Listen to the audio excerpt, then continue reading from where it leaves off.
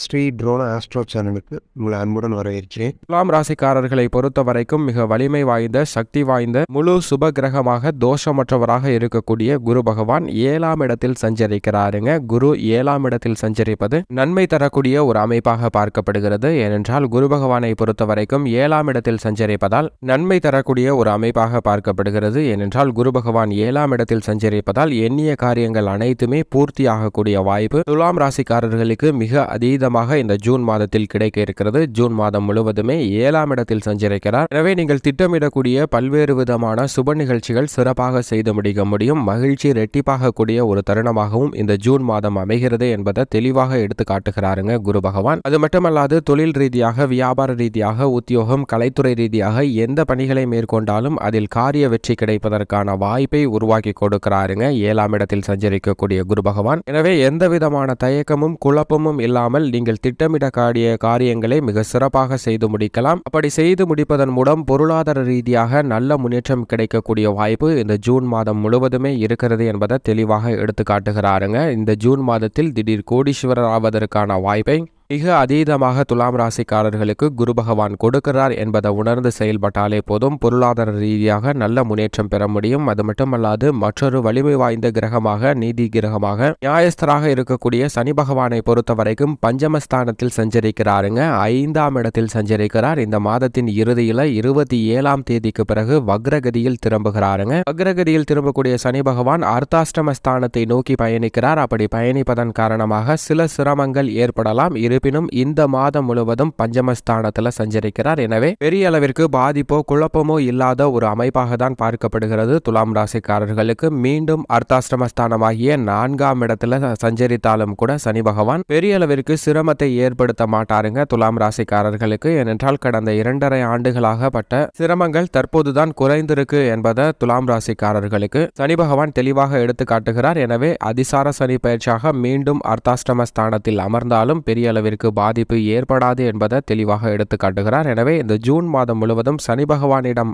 இருந்து பலவிதமான நன்மைகளை எதிர்பார்க்கலாம். புதிய வேலை வாய்ப்பு, நிரந்தர வேலை வாய்ப்பு மற்றும் வருமானம் அதிகரிக்கக்கூடிய வகையில நல்ல பல முன்னேற்ற வாய்ப்புகள் கிடைக்கக்கூடிய ஒரு அற்புதமான தருணமாக பார்க்கப்படுகிறது. பல்வேறு விஷயங்கள்ல ஏற்பட்ட தடைகள், தாமதங்கள் அத்தனையும் தவிடுபடியாக்கப்படுவதால் தொழில், வியாபாரம், உத்தியோகம், விவசாயம், கலைத்துறை, அரசியல் துறை என அனைத்து விதமான பணிகளிலும் சிறந்த முன்னேற்றத்தை பெறக்கூடிய வாய்ப்பு உருவாகி இருக்கிறது என்பதை தெளிவாக எடுத்து காட்டுகிறார். எனவே இந்த சந்தர்ப்பத்தை சரியாக பயன்படுத்திக் கொள்ளுங்கள். துலாம் ராசிக்காரர்களுக்கு வலிமை வாய்ந்த இந்த 2 கிரக நிலைகளின் அமைப்பும் ஜூன் மாதத்தில் இப்படி இருக்க, நிழல் கிரகங்களாக இருக்கக்கூடிய ராகு, கேதுவின் அமைப்பை பொறுத்த வரைக்கும் நிழல் கிரகங்கள் பின்னோக்கி நகர்ந்து துலாம் ராசிக்காரர்களுடைய வாழ்வை முன்னோக்கி நகர்த்துவதில் பெரும் பங்கு வகிக்கின்றன. ஏனென்றால் 7ஆம் இடத்துல ராகு குருவுடன் இணைந்து சஞ்சரிக்கிறார். இந்த மாதம் முழுவதும் 6ஆம் இடத்தை நோக்கி நகர்ந்து கொண்டிருக்கிறாருங்க. எனவே ராகுவிடம் இருந்து அபரிவிதமான நன்மை கிடைக்கக்கூடிய ஒரு தருணமாக பார்க்கப்படுகிறது. பூவுடன் சேர்ந்த நாரும் மணக்கும் என்பது போல ராகுவின் அமைப்பு காரணமாக பல்வேறு விதமான விபரீத யோக பலன்கள் கிடைப்பதற்கான அதிர்ஷ்டகரமான வாய்ப்பு ஏற்பட்டிருக்கு என்பதை தெளிவாக எடுத்து காட்டுகிறாருங்க. ஜென்மராசியில் சஞ்சரிக்கக்கூடிய கேதுவும் ஜென்மராசியை விட்டு விலகி விரயஸ்தானத்தை நோக்கி பயணித்துக் கொண்டிருக்கிறார். இந்த தருணத்தில் துலாம் ராசிக்காரர்களுக்கு சற்று எதிர்மறையான சிந்தனைகளும் சற்று கூடுதல் விரய செலவுகள் ஏற்படுவதற்கான வாய்ப்பும் இருக்கிறது. எனவே இது போன்ற தருணங்கள்ல சற்று விழிப்புணர்வுடன் நடந்து கொள்ள வேண்டும். ஏனென்றால் கேது ஜென்ம ராசியில் சஞ்சரிப்பது அவ்வளவு சிறப்பான ஒரு அமைப்பாக பார்க்க முடியாது. ஏனென்றால் எதை எடுத்தாலும் அதில் எதிர்மறையான சிந்தனைகளும் உங்களுடைய பிடிவாதம் தான் முக்கியம் என்ற ஒரு குணமும் இருப்பதற்கான வாய்ப்பு இருக்கிறது. இது போன்ற குணத்தை குறைத்து கொண்டு குடும்ப நலனுக்காக சற்று விட்டு கொடுத்து சென்றால் நிச்சயம் துலாம் ராசிக்காரர்களுக்கு மிகப்பெரிய நன்மை கிடைக்கும் என்பதை கேதுவின் அமைப்பானது உறுதிப்படுத்துகிறது. மேலும் செவ்வாயின் அமைப்பை பொறுத்த வரைக்கும் செவ்வாய் ஜீவனஸ்தானமாகிய 10ஆம் இடத்தில் சஞ்சரிக்கிறாருங்க. அதுவும் நீச்ச நிலையில் சஞ்சரிக்கிறார். தொழில் ரீதியாக, வியாபார ரீதியாக முன்னெடுக்கக்கூடிய காரியங்கள்ல காரிய வெற்றி கிடைக்கும். விவசாயம் சார்ந்த பணிகள்ல தன்னிறைவு அடையக்கூடிய வகையில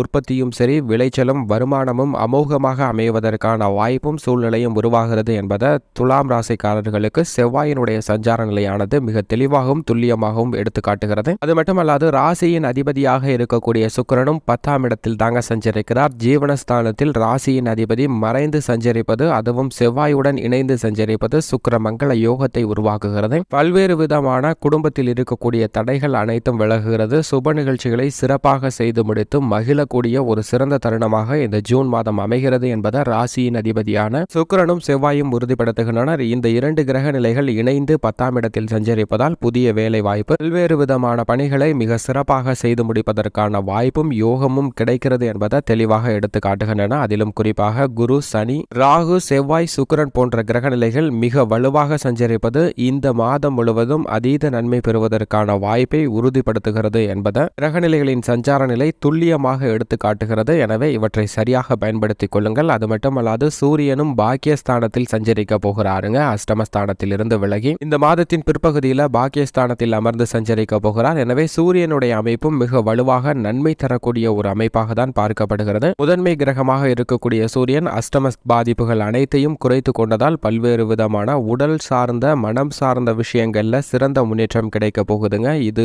அது என்று மனதில் குழப்பி வாட்டி வதைத்த விஷயம் தற்போது மாறக்கூடிய ஒரு தருணமாக இந்த ஜூன் மாதம் அமைகிறது. அது மட்டுமல்லாது உடல் ரீதியாக சந்தித்து வந்த பல்வேறு விதமான ஆரோக்கிய குறைபாடுகளும் சரியாக கூடிய ஒரு சிறந்த தருணமாக அமைகிறது. இப்படி கிரகநிலைகளின் அமைப்பு இருக்க புதனின் அமைப்பை பொறுத்தவரைக்கும் அஷ்டமஸ்தானத்தில் சஞ்சரிக்கிறாருங்க. புதன் அஷ்டமஸ்தானத்தில் சஞ்சரிப்பது அவ்வளவு நன்மை தரக்கூடிய ஒரு அமைப்பாக பார்க்க முடியாது. ஏனென்றால் சின்ன விஷயமாக இருந்தாலும் சரி, பெரிய விஷயமாக இருந்தாலும் சரி, சற்று உணர்ச்சி வசப்படுவதற்கான வாய்ப்பு மிக அதீதமாக இருக்கிறது. புதனின் அமைப்பு காரணமாக புதன் கெட்டால் புத்தி கெட்டுவிடும் என்பார்கள். அப்படிப்பட்ட புதன் அஷ்டமஸ்தானத்தில் மறைவதால் சின்ன சின்ன விஷயத்திற்கு கூட முன்கோபம் வருவதற்கான வாய்ப்பும் கோபம் அதிகமாக இருப்பதற்கான ஒரு சூழ்நிலையும் மிக அதீதமாக இருக்கிறது. எனவே இப்படிப்பட்ட இந்த தருணத்தில் சற்று விழிப்புணர்வுடன் நடந்து கொள்ள வேண்டிய ஒரு சூழ்நிலையானது துலாம் ராசிக்காரர்களுக்கு ஏற்படுகிறது என்பதை புதன் தெளிவாக எடுத்து காட்டுகிறாருங்க. புதன் அஷ்டமஸ்தானத்தில் இருப்பதால் எந்த விஷயமாக இருந்தாலும் கண்ணும் கருத்துமாக செயல்பட வேண்டிய ஒரு சூழ்நிலை துலாம் ராசிக்காரர்களுக்கு ஏற்பட்டிருக்கு என்பதை தெளிவாக எடுத்து காட்டுகிறார். மேலும் சந்திரனின் அமைப்பை பொறுத்தவரைக்கும் 2.5 தினங்கள் அஷ்டமஸ்தானத்திலும் 2.5 தினங்கள் ஜென்ம ராசியிலும் சஞ்சரிப்பாருங்க. ஜென்ம ராசியில் சஞ்சரிக்கும் போது கூட பெரிய அளவிற்கு சிரமம் எதுவும் ஏற்படாது. ஆனால் அஷ்டமஸ்தானத்தில் சஞ்சரிக்கும் போது எதிர்பாராத பல